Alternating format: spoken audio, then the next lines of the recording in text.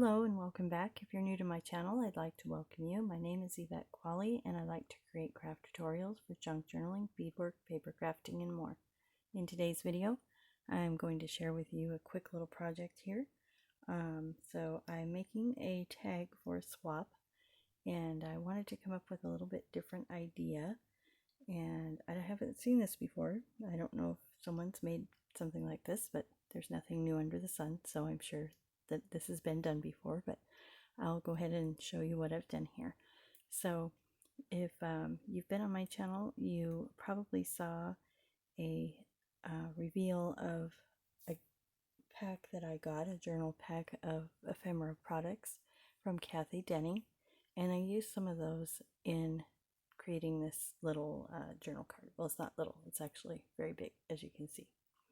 So what I've done is I had a piece of cardstock which I cut out, and I layered it up with some of the music paper that I got in the pack from Cathy. And then she had an anniversary card in there, so I cut out the image on the front of the card, which is this rose, and it had, so when you open the card, inside there was another little cluster of roses. So what I did was I cut this part out of the front and then left this open, and then these words here are from part of the sentiment that was in the card. So you can see here, so it's I kind of snipped it all up, and I should have videotaped it while I was making it, but I didn't know if it was going to turn out. So I took little words from the sentiment that was in the card, which was an anniversary card, and I took little pieces of it and made my own sentiment. So it says, this happy wish is hoping whatever you want the most will always come your way. So I've layered this up, I've stamped it, I put some some distress ink around the edge. I've used some of the little bits that I got from her, some of the little lace and some muslin here, put a couple buttons on there. So I just layered it up, put a little trim on the side, did a little hand stitching around the outside. So this is the front of the card. And as you can see, it's standing up because I made a little leg on it on the back. So let's turn it over.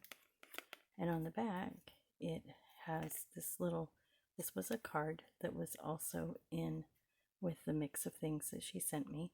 And I love the image on the card. So inside the card is a letter. It says, "Dear Aunt Lauren and Uncle Alfred, I'm sorry I'm late with this thank you, but the stationery was beautiful just the same.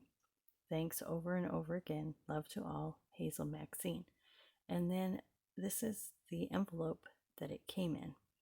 So I glued that on the inside of the card to make this not only more stable, but so that the two were still together and I could use it. I mean, I could have just put it in a journal or something, but I really liked the idea of repurposing it.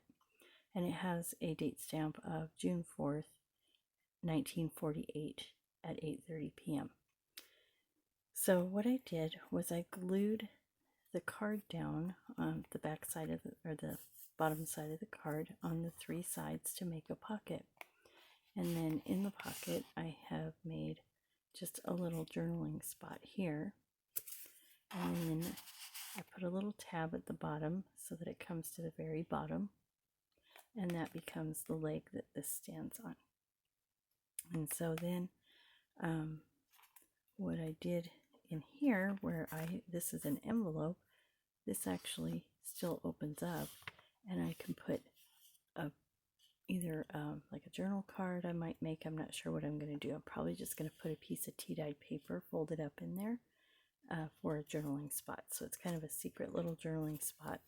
But I thought it would be kind of cool to have something that you could display, not just something that you would put in your journal.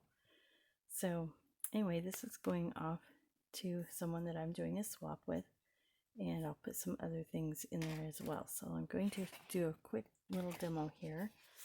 My daughter had to go to the store with my grandson, so I have very little time here to do this. So let me clean up my display here, and then we'll get right into it.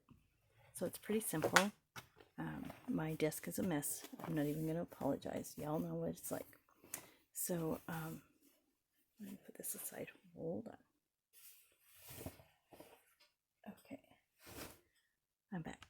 So what I'm going to do here, you can use any size card that you have. This is a 3x5, and so what I did, I had cut this out actually. This is from Cathy as well, and I had cut this out and was going to use it.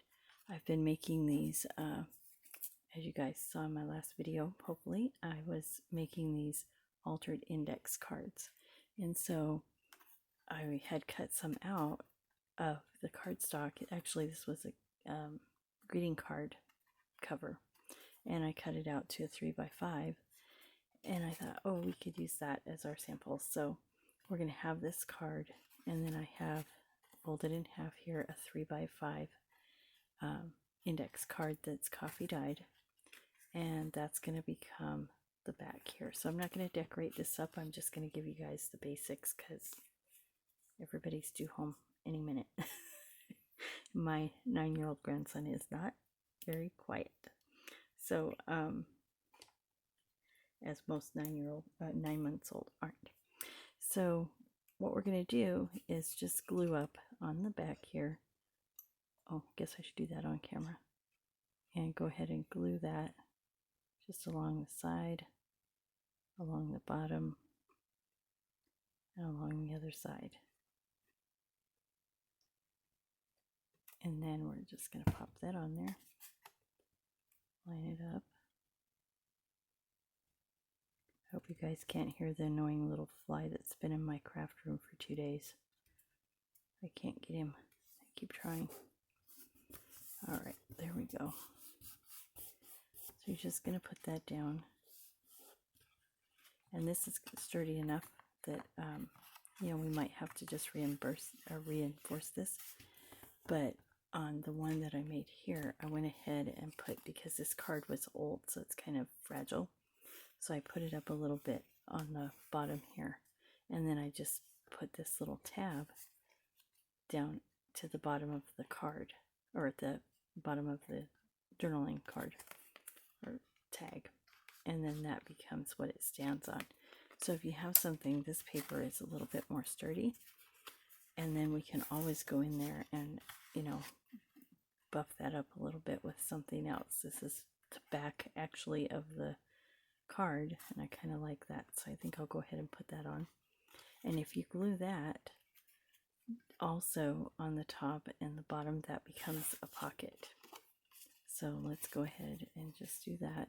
I know it's not going to be a perfect fit here because I didn't measure this, but we're just getting the general idea how to make this, and I hope you guys give this a try. It was a lot of fun. And oh, there goes my fly friend.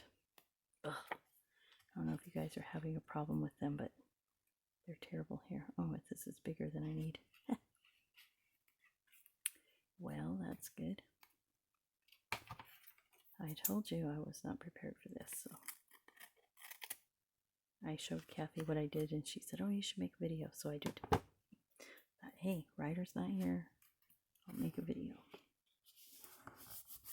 So you get the general idea of that. Of course, we have to glue down this side.